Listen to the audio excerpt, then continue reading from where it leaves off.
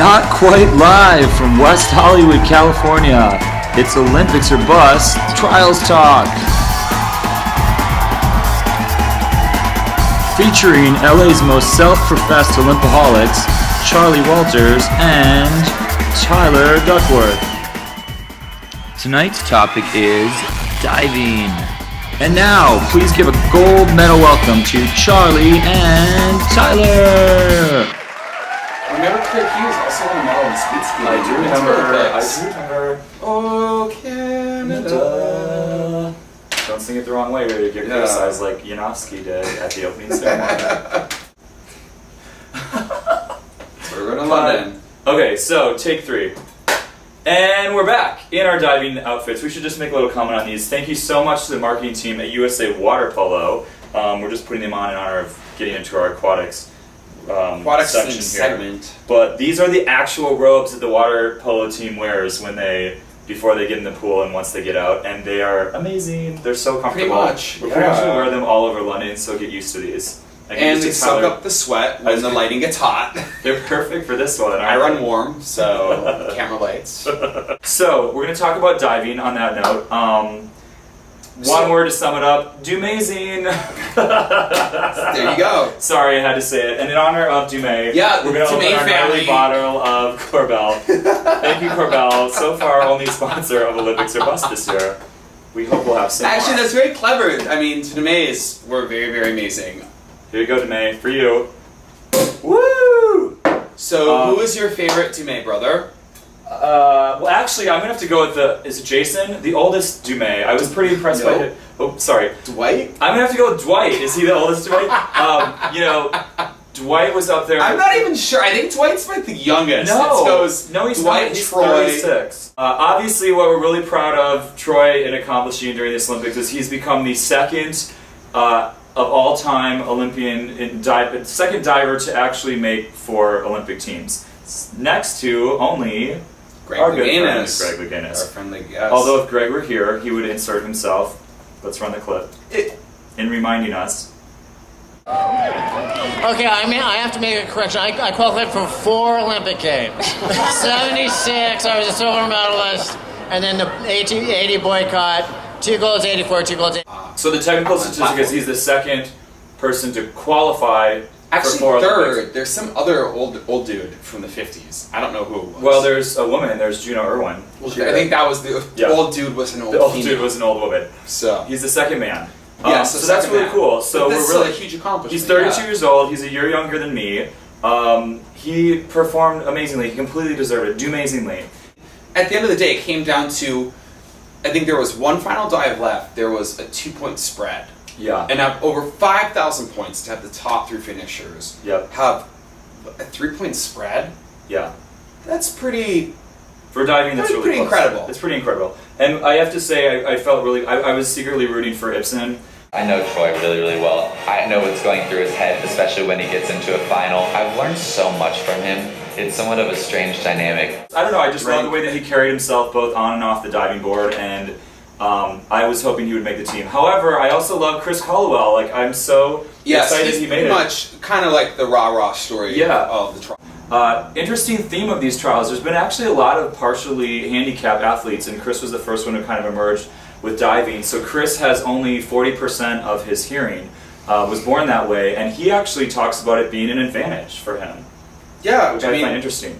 I don't know how it would be an advantage or disadvantage. Well, this is what he says. It's because for me personally, I mean, I'm not a diver though. There's no distractions when they're standing up there and they're waiting to do their dive. He doesn't hear all of the kind of commotion in the background. He also claims that because of his hearing being at a loss, that his vision is actually heightened and that he has a different depth perception than the other athletes. I don't know how he would know that since he's been born with this, but he claims that if he didn't have this disability, he doesn't think that he would be as good of a diver. Very stressful. I knew I was, a little bit behind, and I kind of went with the, no fear approach and just, try to do the best that I could. Well, I think that's a bold statement. Okay. Clearly, I don't have 40% of my hearing missing, so I'm not going to say it's wrong. Yeah. But I can't say that having the distractions of competition kind of siphoned out wouldn't be an advantage. I think the biggest thing that you have to worry about as an athlete really is the voice inside your own head. Right. And I might be getting a little Christina Aguilera on myself here, the voice within, but like truly as an athlete. We're playing it now and editing. Okay, there it is. But I mean, if you really think about it, I think the most important voice is the one inside. Yeah. And you have to think about getting that narrative. And I think what's interesting is our friend Candace noted earlier, she asked, what do you think about when you're swimming a race, Tyler? And nothing. The perfect race is nothing. Yeah. Your mind goes blank. Yep. Yeah. It just happens. It's intrinsic. And it's that's a hard rehearsal. thing to do. In that situation, that's a hard thing to That's do. why athletes so many times are so brilliant. Yeah, I can never do that. I can't shut off my mind for even 30 seconds. Yeah, but I think it does take a certain talent to truly be able to shut your mind off and just allow your body to take over. I think it's one of the assets of being one of the best athletes in the world. Well, there's real danger of injury. Let's not joke around. Like, you can be paralyzed if you lose focus for a split second. So in diving, especially, there was a couple of athletes that did qualify the team that were very, very injured from accidents. I mean, have you ever jumped off a 10 meter? I haven't. That's no joke. I haven't. You haven't? No. I've wanted to ever since watching Back to School and the Triple Lindy with Rodney Dangerfield, but What dive is he going to do? The Triple Lindy. Is that hard? That's impossible.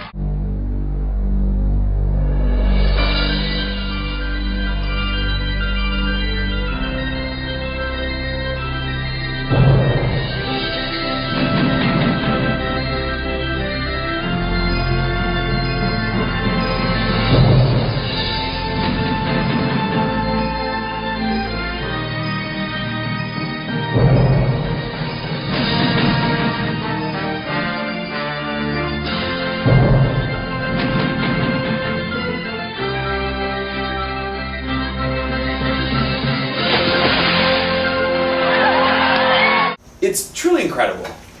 The athleticism and actually the fear factor. yeah. I mean, is astounding.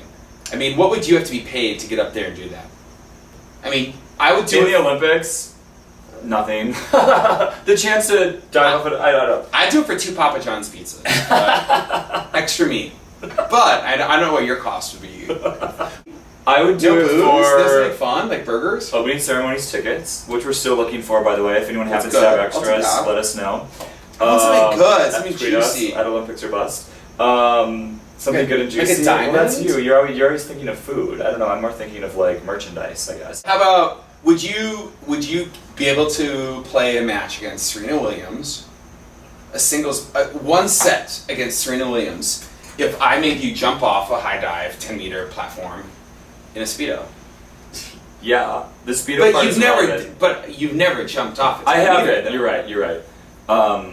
We should go try that. We should cut. We should actually, yeah. The 10 meter Let's see if Serena Williams. I think that's a fair bet. Okay. But Serena, would you like to see a white boy from Minnesota jump off and potentially splat?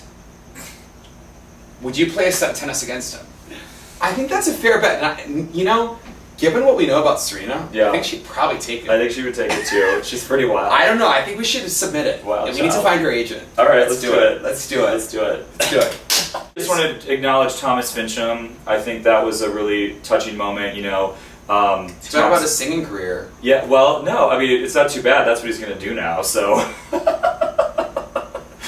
So moving forward. And his band, by the way, is called the Northern Lights. I thought it was... I wanna make you feel wanted, as good as you make me feel. It's kind of cool. One of many Minnesota connections we'll talk about tonight. Yeah. Okay, you're not as I don't know. I hope he succeeds at something because he was an Olympian. It was another great moment when his coach came up to him and said at the end, you'll always be a 2008 Olympian. No, I think that's great. I mean, he will always be a great athlete. I do think it was kind of a cop-out when he announced said retirement. Before, yeah.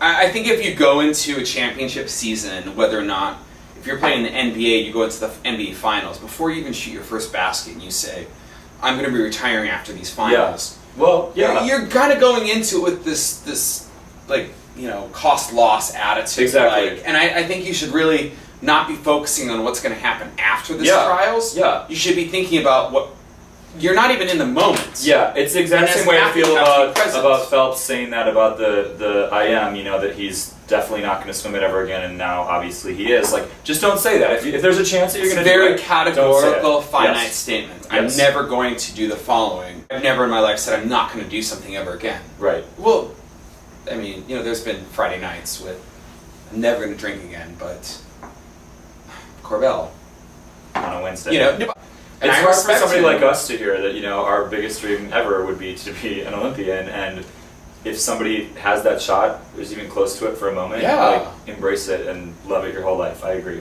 So for women's diving, Brittany Viola, we got to speak with her in New York as well.